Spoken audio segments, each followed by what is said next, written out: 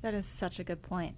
I want to go back to the hot girl hamster wheel Let's do it. because it gets into so much societal pressure, stereotypes, but also there are genuine things. Like, I love my deep tissue massage every for now sure. and then. But can you talk about the hot girl hamster wheel and how much it costs women?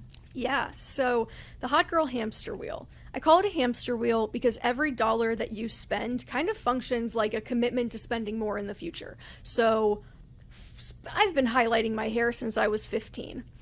Highlighting your hair is a very impractical aesthetic choice because your hair grows out pretty quickly and then you have an unsightly, your grown out roots. And so it's not something that you can just decide to stop.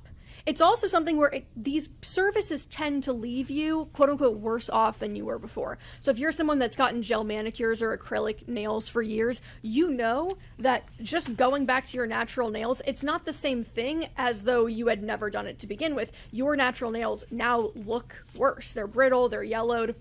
It's like you kind of feel trapped once you get on this hamster wheel. You have to keep spending to keep up. And so as of 2017, the average woman who spends money on her appearance spends an average of around $320 per month. So that is an opportunity cost over a 40-year career of around $1 million. Had that money been invested instead, we are talking about an additional $1 million in retirement.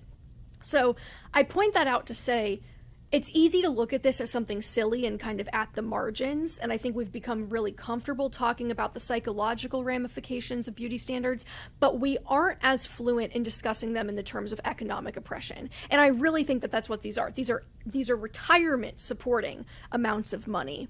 And so when I started to disentangle myself with the hot girl hamster wheel, and the process that I take the reader through in chapter 1 is basically you're going to list out all of the beauty spending that you're doing, rank it from most important to least important, and then at the bottom you're going to just start slowly filing away at these services, and you're going to decide, okay, what am I doing that I feel genuinely really good about, that I want to commit to spending money on, and the time and the energy that it takes, right, to uphold these standards, and what am I comfortable parting with. And so really the only line in the sand that I draw is that if you are spending more on beauty products, services, etc. every month than you are saving, that's really the red alarm of, okay, your future is actually being imperiled by the beauty standard. And like, now that's actually a more urgent thing that we need to look at. So there's no real black and white guidance on this. I would say beyond that, that's maybe the limit that I would start with, and just make sure that I'm under that number.